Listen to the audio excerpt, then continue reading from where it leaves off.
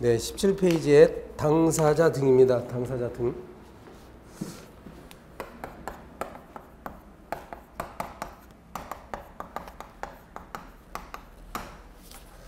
자, 첫 번째 당사자 등의 개념. 그러니까 우리 행정절차법에 당사자 등은요, 두 가지로 되어 있더라. 행정청에 직접 처분에 직접 상대방. 그러니까 뭐 가령 뭐 인가처분, 인가 거부처분을 했다. 거부처분하면 누구에게 했겠죠? 이게 신청인에게 했겠지. 인가를 신청했던 신청인에게 거부를 했어. 그럼 이 신청인이 바로 이 행정 절차에 참가할 수 있는 당사자가 됩니다. 그리고 이제 참여한 이해관계인. 우리 복효적 행정행위에서 복효적, 그러니까 하나의 처분이 두 가지의 수익적, 침익적 효력을 같이 나오는 복효적 처분 있죠, 행정행위. 복효적 행위에 있어서의 제3자라고 할 수가 있습니다. 이러한 경우에 근데 참여를 한 이유가 바로 직권도로 행정청이 당신 좀 참여하시오, 절차에 참여해서 의견을 내시오, 이렇게 요구한 경우도 있고, 이러한 제3자가 내가 절차에 참여하겠다라고 신청한 경우도 있습니다. 직권 또는 신청에 의해서 참여한 이해관계. 자, 원칙적으로니까 당사자는 상대방이에요. 상대방 처분. 근데 과거와 달리 오늘날에는 이렇게 복효적 행위에 있어서 이해관계인도 충분히 권익을 보호해 주기 위한 이런 절차들이 마련되어 있습니다. 그 밑에 판례 같은 경우는요. 판례 뭐 영업자 지위 승계 신고를 했어요. 영업자 지위 승계 신고를 했습니다. 가령 예를 들어서 이때 A가 영업을 하고 있다가 영업자였어요. 이제 B로 지위가 승계됐습니다. 행정기관이요. 요 신고서를 처리를 하게 되는 순간 영업자는 더 이상 영업을 할 수 없게 되죠. 효력이 소멸되니까 바로 권익이 제한되는 사람으로 봐서 행정절차법에 규정된 어떤 통지 같은 것을 이 사람에게도 해줘야 된다. 이 사람에게도 해줘야 된다는 그런 내용입니다. 이해관계인이죠. 그러니까 여기. 그리고 처분의 상대방일 수도 있어. 이 사람은 그 영업을 더 이상 할 수 없기 때문에. 이런 내용 한번 읽어보세요. 당사자의 자격. 누가 당사자가 될 수 있느냐. 이런 사람들이 당사자인데 이런 사람들은 바로 우리와 같은 자연인이죠. 일단 그냥 살아있는 사람일 수도 있어. 우리와 같은 살아 숨쉬는 사람일 수도 있고, 그리고 여러분 법인일 수도 있는데, 일단 여러분 민법도 배웠죠. 그래서 이 민법상의 권리 주체입니다. 민법상 권리 주체는 자연인과 법인 두 가지가 있어요. 그런데 우리 행정절차법에서는 법인격 없는 법인 아닌 사단이나 재단도 역시 여기에 들어갑니다. 그리고 기타 다른 법령에 의해서 권리 의무의 주체가 될 수 있는 자까지. 이제 범위가 넓어진 거죠. 비록 권리 주체는 아니지만 행정절차에 참여할 수도 있어요. 지위 승계 이야기가 나오는데, 지위 승계. 자연인 같은 경우는 죽죠. 사망하지. 사망할 때 생기는 효과. 상속인. 이 사람이 죽으면 그를 상속하는 사람이 절차를 받아서 새로운 당사자가 될 수가 있어요. 법인 같은 경우에 이제 합병하게 되면 합병 후 존속하는 법인일 수 있고, 그리고 새로이 신설되는 법인이 있을 수 있습니다. 합병이란 건 합병은요, 이렇게 흡수 합병도 있어.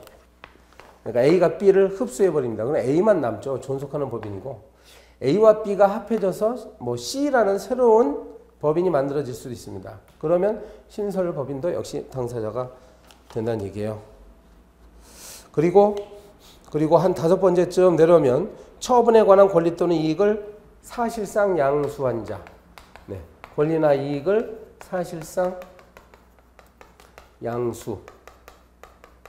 그러니까 법적으로 소유자는 되지 않았지만 법적인 양수권자가 아닐지라도 사실상 양수한 자가 있다고 한다면 자기 권리가 발생했기 때문에 지위를 승계할 수 있다라고 되어 있습니다. 그리고요, 이렇게 지위를 승계한 자들은 미리 행정청에다가 통지를 해야 됩니다. 그러니까 내가 새로운 당사자가 됐습니다. 앞으로는 나한테 통지를 해주세요. 뭐 각종 문서를, 공문서를 나한테 보내세요. 내가 참여하겠습니다. 이렇게 통지를 해야 됩니다. 따라서 보세요. 지위가 승계가 돼 있다 하더라도 이렇게 이제 통지하기까지 시간적 갭이 발생할 수 있죠. 그래서 이 지위가 승계됐다는 것을 통지하기 전에 요때쯤 돼가지고 어떤 일정한 통지를 또 할 수 있어요. 요거는 이제 행정청의 통지. 자, A에서 B가 지위를 승계한 자인데 자기가 지위를 승계했다라고 행정청에다가 통지하기 전에 행정청으로서는 통지를 받았지 않았기 때문에 A가 당사자라고 믿을 수밖에 없죠. 그래서 행정청이 A에게 통지를 했다고 한다면 이건 마치 뭐라고요? B에게 통지를 하는 것처럼 간주가 되는 것이에요. A에게 통지했으면 이거는 당연히 지위를 승계한 B에게도 통지한 것으로 효력이 인정이 됩니다. 자, 대표인, 대리인 나오죠. 대표자, 대리인. 대표자는 무엇이고 대리인은 무엇이냐. 여러분 우리 그 학교 다닐 때 보면 학급 반장을 뭐라고 하죠? 반장을 학급 대표라고 하지. 학급 대표. 그럼 이제 그 학급을 대신해서 그 학급 다른 학생들이 하지 않고 대표자, 반장이 하게 되면 다른 학생들이 하는 행위처럼 똑같이 취급을 되잖아요. 이 여러 다수인이 있을 때 당사자가 이렇게 여럿이 있을 때 이 중에서 대표자를 뽑습니다. 이 중에서 이제 A라는 사람이 대표자야. 그러면 대표자를 통해서만 행위를 해야 되고 대표자가 하는 행위는 다른 당사자들에게도 효력을 미치는 제도입니다. 자, 대표자를 선정할 수 있어요. 자, 이런 표현 정리를 하면 일단 이 여러 당사자들은 대표자를 선정할 수 있다. 이렇게 돼 있어요. 할 수 있다. 그럼 안 할 수도 있다는 얘기지. 근데 만약에 선정 안 했어. 근데 당사자가 한 100명이나 돼. 한 100명쯤 되는데 대표자를 선정 안 했어. 그 행정청에서 보니까 이건 너무 복잡하다. 대표자가 있으면 좋을 것 같은데 대표자가 없어. 그러면 대표자를 선정해달라고 선정 요청할 수가 있습니다. 이거는 누가요? 행정청이 하는 거예요. 이 요청에 따라서 대표자를 선정하면 아무 문제가 없는데 그럼에도 불구하고 선정 안 하면 행정청이 직접 선정할 수가 있습니다. 즉 행정청이 선정하는 거예요. 선정 요구했는데 그래도 선정을 안 해. 그러면은 직접 대표자를 선정할 수가 있습니다. 그 다음에 이 대표를 선정하게 되면 대표자를 통해서만 행위를 할 수 있는 거야. 당사자들은. 자, 대리인의 개념은 여러분 민법 시간에 배운 거죠. 원래는 A가 행정청에 대해서 이렇게 어떤 행정 절차를 밟아야 돼요. 각종 신고 같은 거 해야 되는데 A가 바쁘다 이거지. 그러면 이제 대리인을 만들어 가지고 대리권을 수여하면 대리인이 이렇게 어떤 절차를 밟습니다. 그런데 실제로 이 사람이 한 행위는 A가 한 행위처럼 효력을 인정해 줍니다. 법적 귀속은 A에게 나타납니다. 어떻게 다른지 아시겠죠? A는 여기서 대표자인 A는 엄연히 당사자의 한 사람이에요. 당사자 한 사람인데 얘는 당사자는 아니지. 얘가 당사자죠. A가 여전히 당사자고 다만 대신 일 처리를 해줄 뿐입니다. 이런 차이점이 있어요. 근데 이 사람은 누가 될 수 있느냐? 대리인. 요 신청인, 요거 있죠? 당사자의 배우자 직계존비속. 그 다음에 뭐 변호사. 그리고 법인인 경우에 얘가 당사자가 법인이다. 그러면 이제 임직원 같은 경우에 해당합니다. 그리고 행정청이나 청문인이 될 수도 있고, 청문인의 허가를 받은 자, 행정청 또는 청문 주재자의 허가를 받은 자, 법령에 따라서 대리인이 될 수 있는 자 등이 됩니다.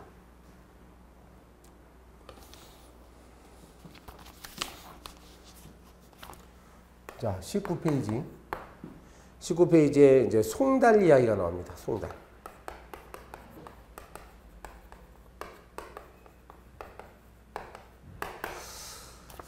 송달이라는 것은 행정청이 표시하는 의사를 문서에 담아서 상대방한테 보내주는 것이에요. 송달. 보내줍니다. 그러니까 행정청의 의사 표시를 자기만 알고 있으면 안 되지. 상대방한테 도달시켜야 되죠. 우리는 절차법에서는 이걸 송달이라고 표현합니다. 도달하고 비슷한 뜻이에요. 그래서 이 민법에서 배웠던 그 도달주의가 원칙이지 않습니까? 상대방의 의사 표시가 도달해야 됩니다. 그래서 송달을 해야 돼요. 송달의 방법 보시면 첫 번째, 방법 및 장소 나옵니다. 이 방법은 뭐가 돼 있어요? 교부 송달. 상대방한테 문서를 직접 주는 게 교부야. 그리고 이제 우편으로 보낼 수 있죠. 우편 송달. 그리고 정보 통신망 송달이 있습니다.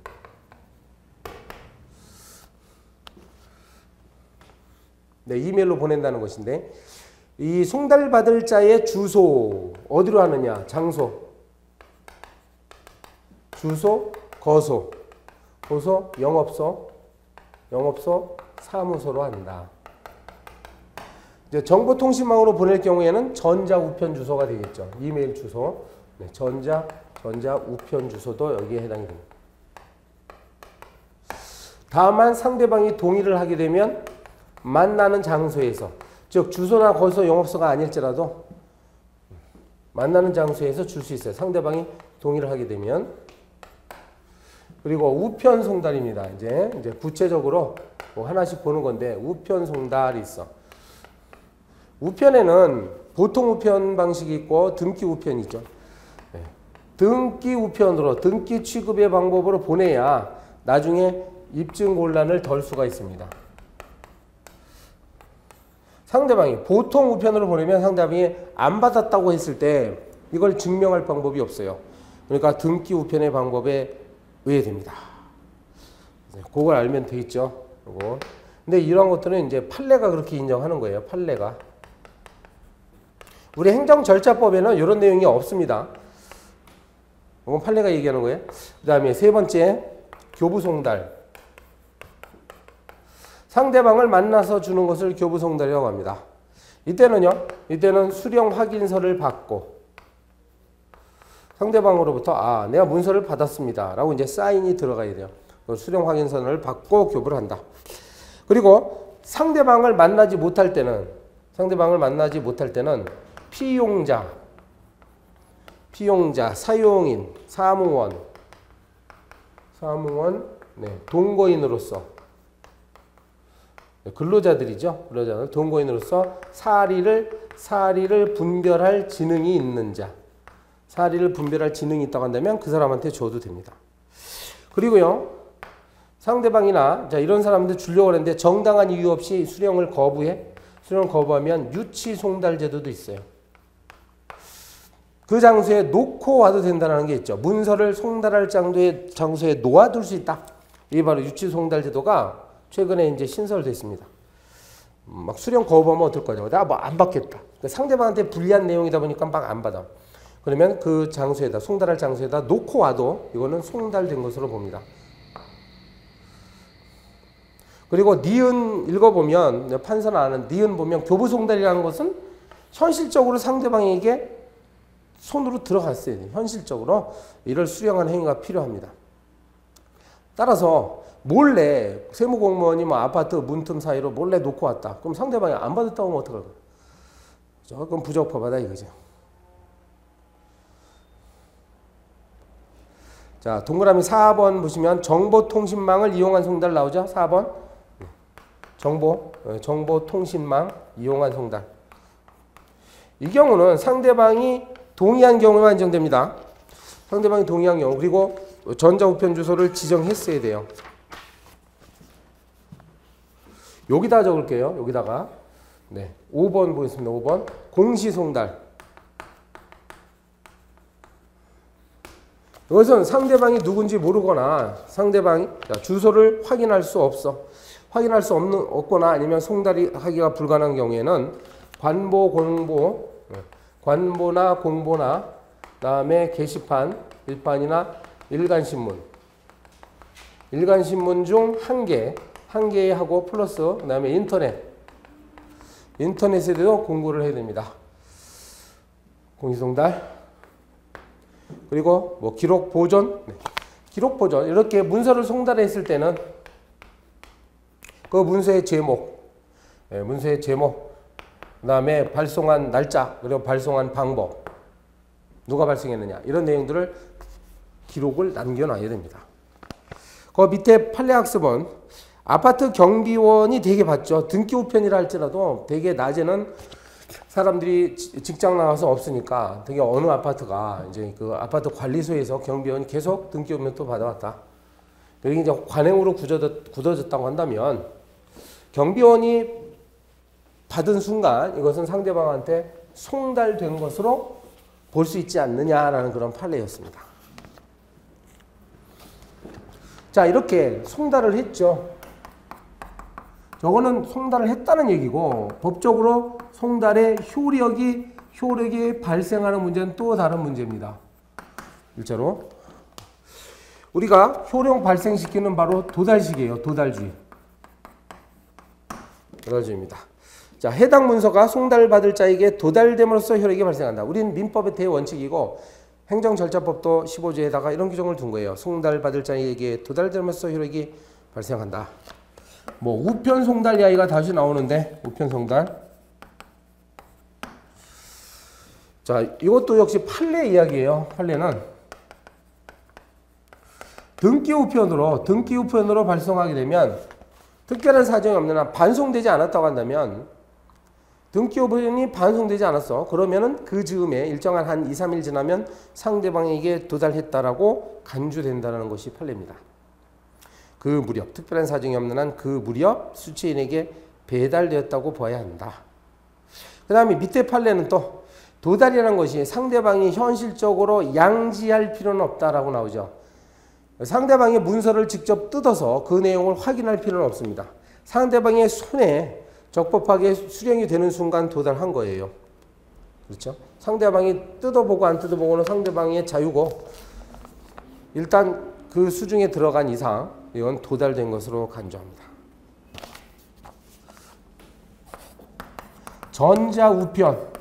전자우편으로 송달했을 때는 내가 집에서 컴퓨터로 모니터에다가 이제 막 입력을 시키죠. 여기서 접수를 딱 한단 말이에요. 접수. 그럼 요것이 컴퓨터 그 행정청의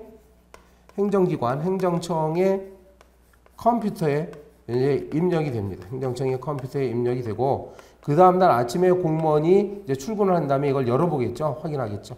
일련의 절차로 이루어지는데 여기에 다시요. 이거는 이제 그 신청하는 것이었죠. 참. 요거는 미안합니다. 지금 이거는 그 신청할 때 이야기고요. 지금 우리가 송달하는 거잖아. 자, 신청할 때도 행정력 컴퓨터에 입력이 될 때 요때 신청된 거고요. 그 다음에 상대방한테 송달되는 건 이제 거꾸로 그림이 공무원이 상대방의 컴퓨터에 입력이 되는 순간 요때 송달한 것으로 봅니다.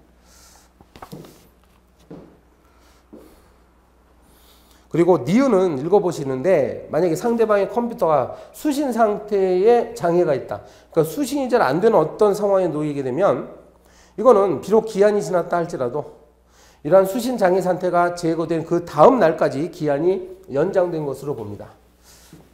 저건 행정기관의 책임으로 돌릴 수가 없기 때문에 그래요. 그리고 전자문서가 만일 판독할 수 없는 상태로 됐다. 파일이 뭐 깨졌거나 이렇게 됐을 때는 행정기관에 제출할 서류가 전자문서인데 판독할 수가 없어. 그러면 행정청은 보완을 요구할 수 있어요.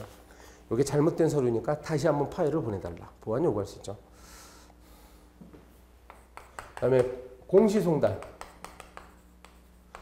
관보, 공보, 게시판 인터넷에다가 하는 게 이제 공시송달인데 이것은 공고 후에 14일.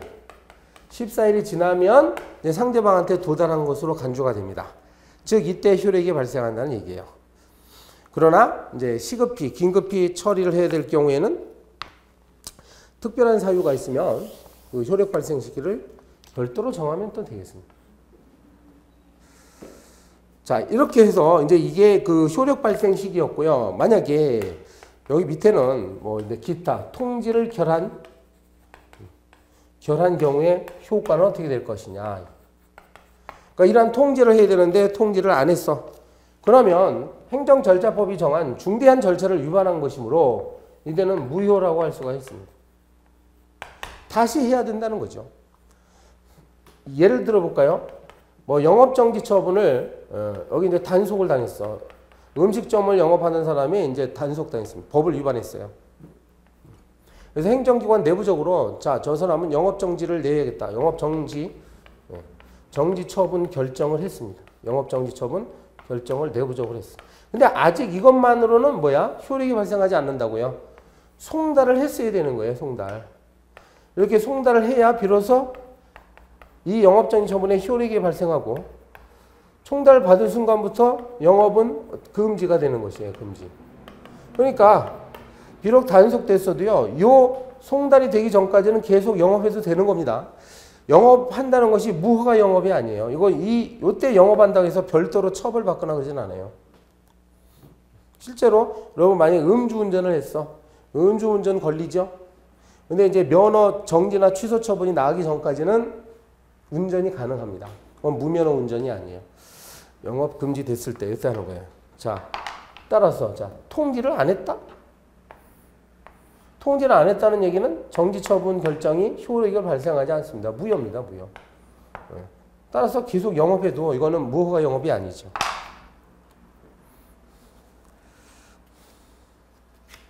자, 그 다음에 괄호 4번에 보면 요게 뭐 불특정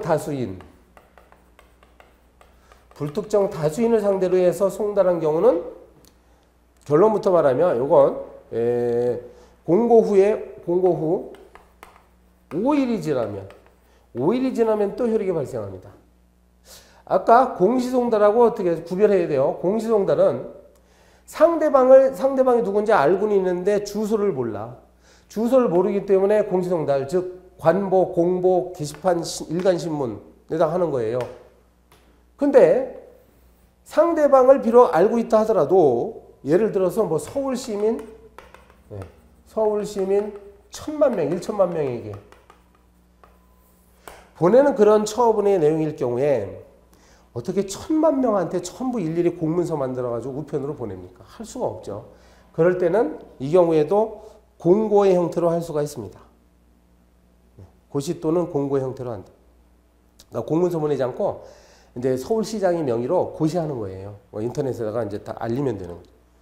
그렇게 되면 자, 아래에서 세 번째죠. 행정 업무의 효율적 운영에 관한 규정. 요거 여러분 다른 과목에서 배우시죠? 요 법률 6조 3항에 따르면 이렇게 효력 발생 시기를 구체적으로 밝히고 있지 않으면 그 고시 또는 공고 등이 있은 날로부터 5일이 경과한 때 효력이 발생한다. 이런 규정이 있다는 얘기예요. 그리고 이건 상대방이 이러한 공고 사실을 현실적으로 알지 못했다 하더라도 역시 그 효력이 발생한 날에 행정처분이 있으면 알았다고 보게 됩니다.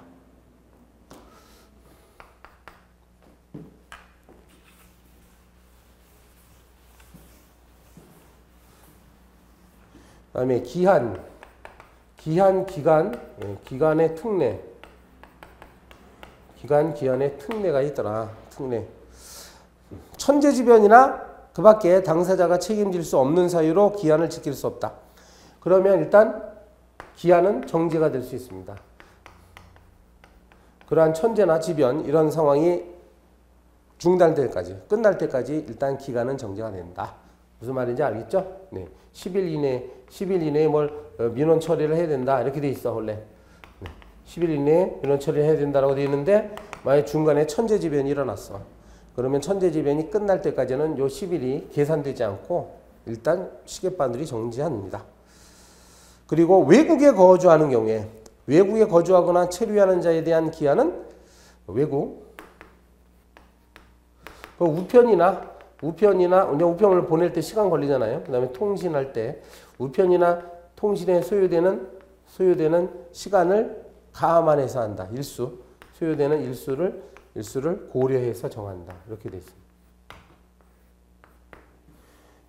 예전에 국가고시 객관식 시험에 요게 오답으로 나온 적이 있는데 외국에 보낼 때는 뭐 30일을 더 더한다? 저 이런 규정이 없죠. 이렇게 안 돼 있어요. 그냥 소요되는 일수. 나라마다 다 다르니까. 아프리카나 남미나 뭐 나라마다 다 다르니까. 소요수를 고려해서 기한을 정합니다.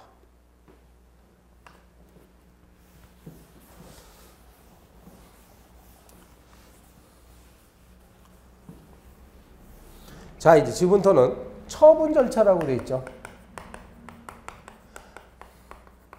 우리가 전 시간에 행정절차법이 5가지를 담고 있다고 했는데 여러 번 말씀드렸잖아요. 그 중에 이제 첫 번째예요. 바로. 우리가 지금까지 배운 거는 이제 공통적인 사항들이고 일반적인 사항들이에요. 총칙에 해당하는 부분이고 여기 지금부터 이제 그 처분입니다. 처분이라는 어떤 업무를 할 때의 절차. 우리 행정절차법은 바로 처분 절차 중심으로 많은 조문들이 여기 마련되어 있어요. 첫 번째로 네, 처분을 이제 신청하는 거. 처분의 신청.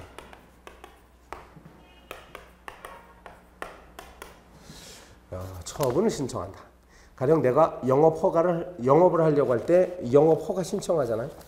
첫 번째, 이건 문서로 합니다. 문서주의.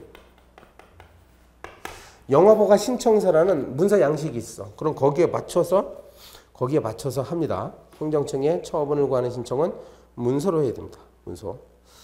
다만 다른 법령 등의 특별한 규정이 있는 경우와 행정청이 미리 다른 방법을 정하여 공시한 경우에는 그러하지 아니하다. 그러니까 다른 규정에 따라서 다른 방법으로 가능합니다.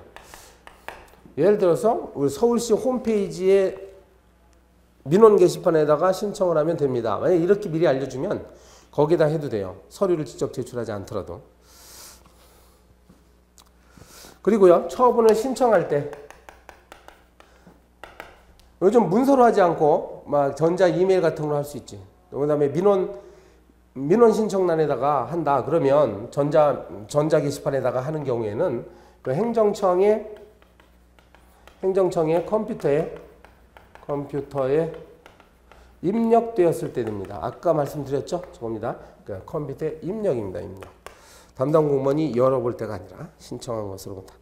그리고 이렇게 신청에 필요한 구비서류, 접수기간, 기관, 처리기간 뭐 이런 것들은 미리 편람을 갖추어서 누구나 열람할 수 있도록 해야 됩니다. 물론 그 행정기관 홈페이지에다가 게시해도 되고요. 두 번째입니다. 신청 서류를 이제 접수받죠. 접수받았는데 뭐 잘못됐다. 흠결이 있다. 이러면 이제 보완하는 절차가 여기 규정되어 있어요. 자, 첫 번째. 원칙적으로는 이렇게 접수를 받으면 이것을 접수를 거부하거나 보류하거나 또는 부당하게 되돌려 보내면 안 됩니다. 어때요? 안 된다 이거지. 원칙적으로는 정당한 이유 없이 접수를 거부하거나 아니면 조금만 기다리죠. 보류하거나 아니면 돌려보내고 그러면 안 됩니다. 그리고 접수증을 줘야 됩니다. 접수증을 교부한다. 행정기관이 당신의 서류를 받았습니다. 라는 사실증명서를 줘야 됩니다. 다만 예외는 있죠. 여기에. 예외는 있더라. 혹시 말로 하는 경우, 말로 하거나 아니면 우편물로 행정기관에 제출하면 나는 집에 있고 내가 우편물로 우체부를 통해 행정기관에 제출하면은 공무원들을 만나는 게 아니잖아. 그러니까 그 접수증을 뭐 받을 수는 없겠지. 그 다음에 즉시 신청되어 있는 경우, 처리기간이 즉시로 되어 있다. 이때는 이제 예외는 됩니다. 자, 그리고요, 그 동그라미 2번에 보시면 보완을 요구하라는 말이 나오죠. 보완 요구. 어느 경우에 합니까? 그 서류에 흠이 있다. 그러니까 갖춰야 될 서류가 제출되지 않아서 갖춰지지 않고 기재하라고 했는데 일부 내용을 기재를 하지 않았어. 그러면 이때는 상당 기간을 주어서 지체 없이 보완을 요구할 수가 있습니다. 보완을 요구해야 됩니다. 보완을 요구했는데 그 기간에도 또 여전히 보완을 안 했을 때 그때 비로소 거부를 해도 됩니다. 돌려보내도 되는 거예요. 그리고요, 보완 요구를 2번이나 했는데 계속 반송이 나네. 보완하시오라고 서류를 보냈는데 어떤 이유로 계속 반송이 돼요. 상대방이 받질 않아. 그러면 이때는 신청을 취하는 것으로 보아 종결 처리할 수 있도록 되어 있습니다. 그리고 이 보완 요구한다는 것이 무엇을 보완하느냐? 이거는 좀 경미한 사항들이에요. 형식적이거나, 자, 오른쪽 23페이지 위에 나오죠? 네. 형식적이거나 절차적인 요건에 문제가 있는 경우에 보완 요구하고, 비록 실체적인 것이라 할지라도 단순한 착오나 착오 등 뭐 일시적인 사정에 따른 경우, 이때 보완 요구하는 거지. 그 민원 내용의 대부분이 중요한 내용들이 빠져 있다거나 하면 일단 보완이 아니라 처음부터 다시 해와라 이렇게 요구할 수가 있습니다. 접수를 거부하는 거죠. 자, 그 다음에 다른 신청인은, 자, 신청인의 편의를 위해서 다른 행정청에다가 신청을 접수할 수 있도록 조치해도 됩니다. 신청인의 시민들의 편의를 위해서. 원래는 종로구청에다가 접수를 해야 되는데 필요한 경우에는 서울시에다가 직접 접수하셔도 됩니다. 이렇게 미리 공시하도록 되어 있어요. 이런 내용들은 미리 시민들에게 알려주라. 그리고 이것이 처분 전에는 취할 수 있습니다. 당연히 취할 수 있고, 그 다음에 보완할 수 있고, 그리고 변경할 수 있는 것이야. 처분 전에는 취하. 그러니까 서류를 그냥 거둬드리는 겁니다. 내가 다시 작성해 오겠습니다. 라는 게 취하지. 그리고 내용을 보충하는 것이 보완이고, 내용을 바꾸는 것도 변경죠. 변경. 근데 처분 전이라고 했죠. 상대방이 거부하거나, 허가를 뭐 거부하거나 이런 거. 거부하기 전에 해야 됩니다. 그리고 판례 보면 이제 판례인데, 그 신청을 할 때 의사표시는 명시적이고 확정적이어야 된다는 말 나오죠. 도대체 무엇을 청구하는 것인지에 대해서 정확히 알 수 있도록 해야지 추상적으로 신청을 하면 안 되겠습니다. 자, 저쪽으로 가죠. 지금 2번 신청 서류 접수 보완까지 있어요. 자, 이번에는 이제 접수를 받았어요. 그래서 흠이 없어서 정식으로 서류를 접수받으면 신속하게 처리를 해야 되겠습니다. 신속하게 처리할 의무를 진다. 그리고 다른 기관과 협조할 사항이 있으면 신속하게 또 협조를 해서 처분이 지연되지 않도록 할 필요가 있습니다. 처리 결과의 통지라고 나오죠. 4번은 처리 결과를 통지하라. 상대방한테 알려주라는 얘기예요. 어떻게 처리되는지 알려줘야 될 거 아니야. 그래서 민원인에게 문서로 통지합니다. 원칙, 문서로 통지합니다. 다만 예외적으로 구술, 말로 해도 되고 정보통신망으로 통지할 수도 있어요. 근데 이제 예외적으로 구술이나 정보통신망으로 통지가 가능한데, 상대방이 이때 요청을 하면, 그러니까 서면으로 해달라고 요청하면 문서로 교부하도록 돼 있어. 요 사항은 중요하니까 문서로 좀 주세요. 확실하게 하겠습니다. 이렇게 하면은 문서를 교부해야 됩니다. 그리고 만약에 거부를 하게 되면요, 신청을 거부를 하죠. 그럼 신청을 거부할 때는 거부시에는 그 이유를 왜 도대체 거부하는지에 대한 이유하고, 그 다음에 불복 절차를 알려줘야 됩니다. 불복 절차. 예를 들면 뭐 행정심판을 어떻게 제기할 것이냐, 이런 내용들. 언제까지 행정심판 청구할 수 있다. 또는 이의 신청을 할 수 있습니다. 이런 내용들 이걸 상대방한테 미리 알려줘야 됩니다. 처리 결과 통지할 때 문서로 한다는 점, 그리고 불복 절차까지 알려줘야 됩니다.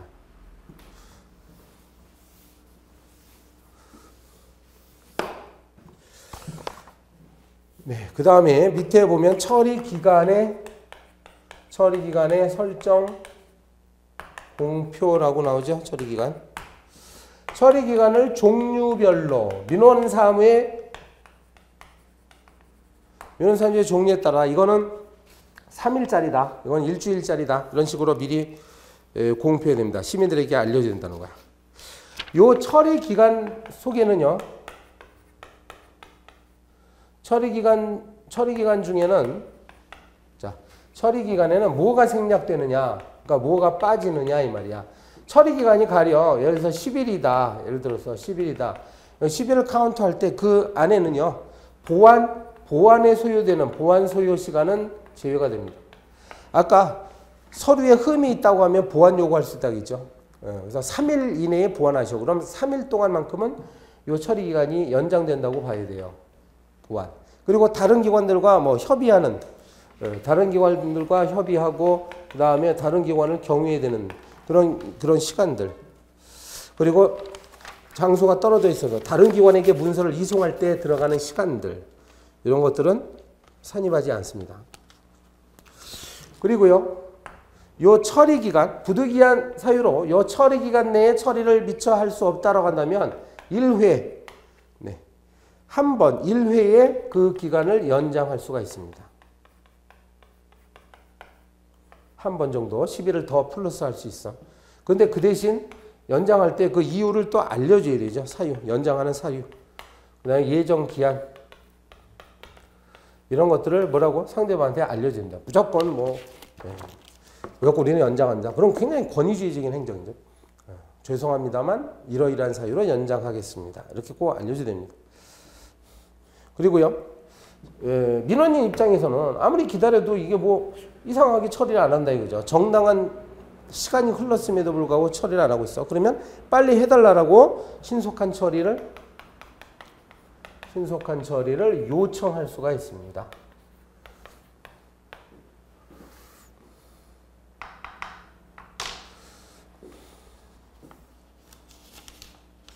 자, 여기 처리 기간이었고요. 여기 잠시 쉬었다가 3교시에서 계속 하겠습니다.